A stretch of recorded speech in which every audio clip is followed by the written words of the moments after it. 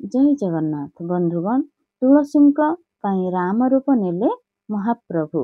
ସାରା ଦିନର ଜଗନ୍ନାଥ ଦର୍ଶନ କଥା ଭାବି ଭାବି ମୁଣ୍ଡ ଗୋଳମାଳ ହୋଇଗଲା ତୁଳସୀ ଦାସଙ୍କ।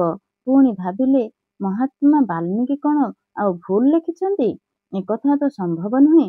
ବାଲ୍ମୀକି ତ କେବେ ବି ଭୁଲ ଶାସ୍ତ୍ର ରଚନା କରିନଥିବେ। କ'ଣ ମୋର ବୁଝିବାରେ ଭୁଲ ହେଲା? କିନ୍ତୁ ନା, ସେ ତ ରାମଚନ୍ଦ୍ର ନୁହନ୍ତି। ଏମିତି ଭାବି ଭାବି ରାତ୍ରି ବ୍ରହ୍ମ ମୁହୂର୍ତ୍ତ ହୋଇଗଲା।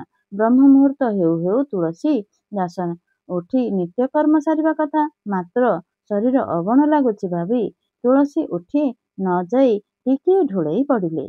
ଏତିକିବେଳେ ଭଗବାନ ରାମ ଧନୁର୍ବାଣ ଧରି ସ୍ୱପ୍ନରେ ଆସି ତାଙ୍କୁ ଦେଖାଦେଇ କହିଲେ, ତୁଳସୀ, ତୁମେ ତୁମର ଶ୍ରୀରାମଚରିତମାନସରେ ବ୍ରହ୍ମାଙ୍କର କି ସଂଜ୍ଞା ଦେଇଛ?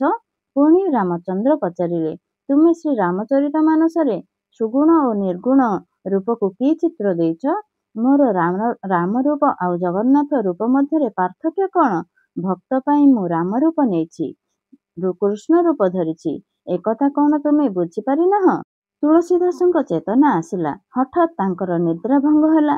ସେ ପାଗଳ ପରି ପ୍ରଳାପ କରି ଉଠିଲେ, ପାଇଛି ପାଇଛି। ଦ୍ରୁତ ଗତିରେ ମନ୍ଦିର ମଧ୍ୟକୁ ପ୍ରବେଶ କରି ରତ୍ନ ସିଂହାସନ ଆଡ଼କୁ ଚାହିଁ ଦେବାରୁ ଦେଖିପାରିଲେ ନବନିରୋଧ ଘନକାରୀ ଜିଣି ସେହି ଧନୁର୍ବାଣ ଧରି ରାମଚନ୍ଦ୍ରଙ୍କ ପାଖକୁ ସୀତା, ଭାଇ ଲକ୍ଷ୍ମଣ, ଭକ୍ତ ହନୁମାନ ସହିତ ବିରାଜମାନ କରୁଛନ୍ତି।